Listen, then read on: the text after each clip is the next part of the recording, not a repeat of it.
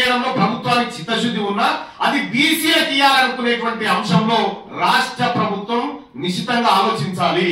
ఇది బీసీ బిడ్డలకు దక్కుతలేదు.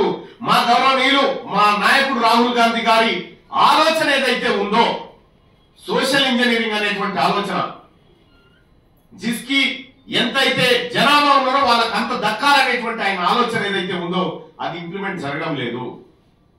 అది సరిచేయాలని గౌరవ ముఖ్యమంత్రి గారికి చెప్పడం జరిగింది. ఆయనకు గతంలోనే జడ్జిమెంట్ కాపీ ఇవ్వడం జరిగింది. అన్ని కూడా ఆయనకు హైకోర్టు జడ్జిమెంట్ ఇచ్చినాం, Madhya Pradesh the Karnataka high court judgement ఇచ్చినాం. అన్ని ఇచ్చినప్పటికీ కూడా ఇవాళ జరుగుతలేదు. ఈ ఉద్యోగాలు ఇప్పుడు వేగంగా భర్తీ చేసుకుంటూ పోతా ఉంటే 10% ఇచ్చి వాళ్ళు 30 ఏళ్ల పాటు వాళ్ళు ఉద్యోగాల్లో కూర్చుంటే 30 ఏళ్ల పాటు ఈ బిడ్డలకు ఆ ఉద్యోగాలు రావు. ఇది ఇవాళ ఒక్కరోజు కార్యక్రమం కాదు, 30 ఏళ్ల పాటు జరగబోతున్నటువంటి ఒక దాడి.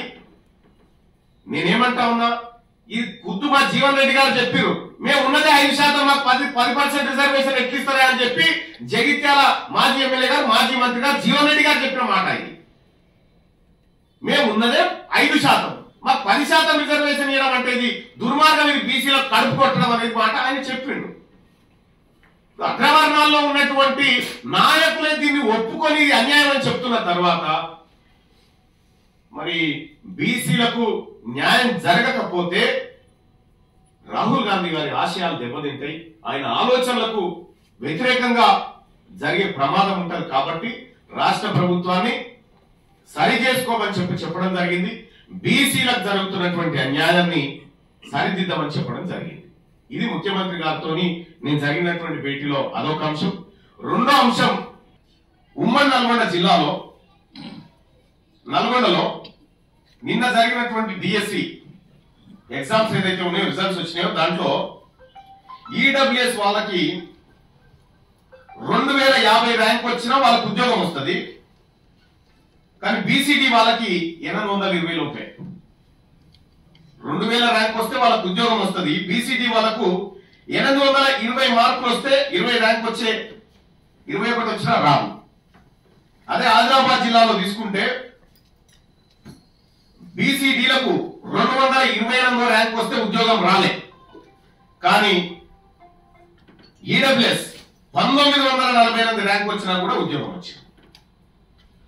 ఇక్కడ ఎస్సీ ఎస్టీల కంటే కూడా అత్యధికంగా లబ్ధి పొందుతున్నటువంటి వర్గంగా ఇవాళ ఈడబ్ల్యూఎస్ తయారైపోయింది.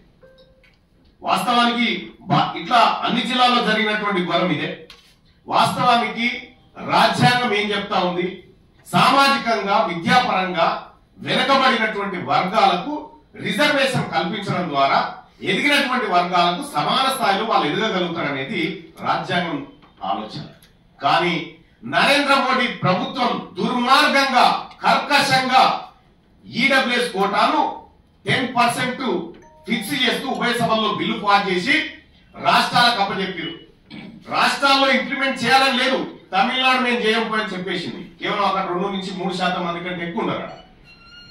ఇక్కడ తెలంగాణలో కేసీఆర్ అనేటువంటి వ్యక్తి ఈడబ్ల్యూఎస్ కోటాను ఆగ మేఘాల మీద ఎలాంటి సర్వే గాని ఎలాంటి కమిషన్ రిపోర్ట్ గాని లేకుండా 10% ఇంప్లిమెంట్ చేయడం ద్వారా ఇవాళ డిఎస్సిలో కేవలం 110 ఉద్యోగాలు ఈడబ్ల్యూఎస్ కు రావాల్సి ఉంటే 1100 ఉద్యోగాలు వాళ్ళకు పోయినాయి. ఇలా గ్రూప్ 1లో అదే పరిస్థితి, ఐఏఎస్ లో అదే పరిస్థితి, ఎక్కడ చూసినా ఇదే దుర్మార్గం జరుగుతా ఉంది. కాబట్టి ముఖ్యమంత్రి గారిని రిక్వెస్ట్ చేయడం జరిగింది. ఇక్కడ మా బీసీ ప్రజలు నష్టపోతా ఉన్నారు. ఒక బీసీలే కాదు, ఈ ఈడబ్ల్యూఎస్ కోటా 1 or 1.5% ఫిక్స్ చేస్తే మిగిలినటువంటి 8%, 8.5% ఓపెన్ లో కలిపితే అందులో ఓసీలకు కూడా అవకాశం ఉంటుంది. వాళ్ళు కూడా పోటీ చేసుకునేటువంటి ఏది ఆ ఉద్యోగాలు సంపాదించే అవకాశం ఉంటుంది. కానీ ఇక్కడ అలా జరగడం లేదు. ఇది బీసీలకు, బీసీ నిరుద్యోగ యువతకు జరుగుతున్నటువంటి అన్యాయాన్ని మూడోసారి ముఖ్యమంత్రి గారి దృష్టికి తీసుకుపోవడం జరిగింది. ఆయన అతి త్వరలోనే ఈ సమస్యను పరిష్కరిస్తామని చెప్పడం జరిగింది. వాస్తవానికి రిజర్వేషన్ ఉన్నది పేద వర్గాలను పైకి తీసుకురావడానికి. కానీ నరేంద్ర మోడీ గారి ప్రభుత్వం పెద్దోళ్ళని ఇంకా పెద్దగా చేయడానికి ఈ ఈడబ్ల్యూఎస్ పెట్టి ఇవాళ కొంపలు ముంచాడు. మధ్యప్రదేశ్ హైకోర్టు క్లియర్ గా జడ్జిమెంట్ ఇచ్చింది. ఇక్కడ ఇంకో ట్విస్ట్ కూడా ఉంది. ఈడబ్ల్యూఎస్ కోటాను మొత్తం ఉన్నటువంటి ఉద్యోగాలు 100 అయితే అందులో 50% ఎస్సీ ఎస్టీ బీసీల రిజర్వేషన్ పోగా మిగిలిన 50లో అప్ టు 10% అన్నది. మిగిలిన 50లో అప్ టు 10% అన్నది. కానీ కేసీఆర్ దుర్మార్గంగా ఈ 100 నుంచి 10% తీయడం వల్ల ఇలా వేలాది ఉద్యోగాలు పొందడంలో బీసీలు నష్టపోతా ఉన్నారు.